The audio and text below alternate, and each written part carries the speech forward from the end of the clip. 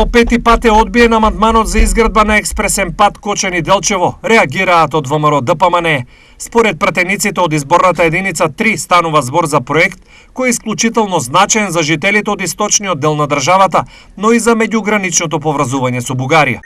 Веќе 5 години ние континуирано бараме да биде изграден експресен пат од Кочани до Делчево, кој би водел преку село Истибања и Калиманско поле. Значи, амандмански баравме да се одобрат средства во висина од 60 милиони денари од буџетот за оваа цел.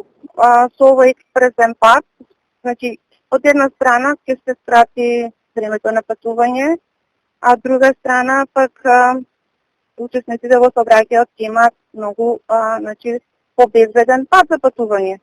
Од друга страна, од Министерството за финансии се настав дека проекти од ваков тип не треба да се финансираат преку државниот буџет. Изградбата на експресни патишта е во надлежност на јавното претпријатие за државни патишта. Изградбата на нови, реконструкција и рехабилитација на постојани патишта се вршат согласно програмата за работа на оваа институција. Гласи образложението на Министерството за одбивање на амандманот. Со сегашното патно решение, растојанието од Кочани до Делчево е 53 километри, но проблем се честите одрони кај Истибања, поради кои во зимските месеци неретко доаѓа до застои.